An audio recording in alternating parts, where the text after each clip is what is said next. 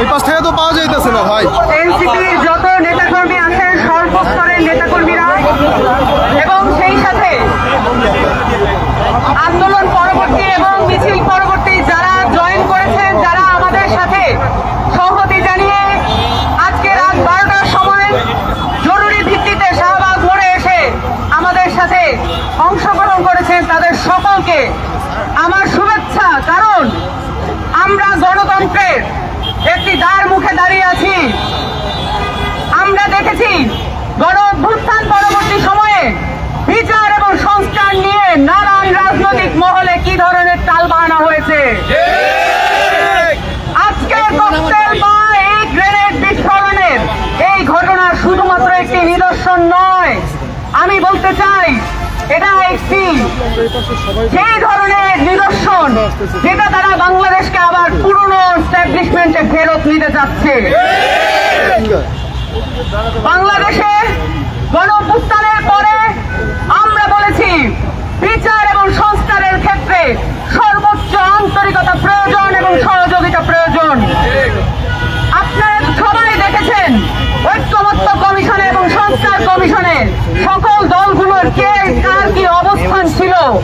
জনগণের কাছে তা পরিষ্কার, কারা বিচার চায়, কারা সংস্কার চায় আর কারা চায় না, এবং কোন মাত্রায় অসহযোগিতা করলে আজকে 10 মাস পরেও আমরা দৃশ্যমান বিচার এবং সংস্কার দেখতে পাচ্ছি না।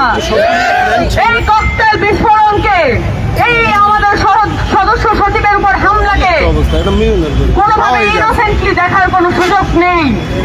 এখানে যত ধরনের রাজনৈতিক পক্ষ আছে তারা চায় ঢাকাকে কন্ট্রোল করতে। আমি পরিষ্কার করে বলে দিতে চাই, গণ অভ্যুত্থানের পরে ঢাকাকে আপনাদের দুর্ঘর বানাতে পারবেন না। এই ঢাকা এনসিপির দখলে থাকবে, এই ঢাকা জনমানুষের দখলে থাকবে, যারা গণ অভ্যুত্থানের প্রত্যক্ষ শক্তি ছিলেন তাদের দখলে থাকবে এই ঢাকা। বাংলা মোটর মোড় নয়, শাহবাগ মোড় নয়, বাংলাদেশের প্রতিটি মোড়ে এনসিপির জননেতা এবং কর্মীরা উপস্থিত থাকবে জনগণের কল্যাণের জন্য এবং বিচার এবং সংস্কার আদায়ের জন্য।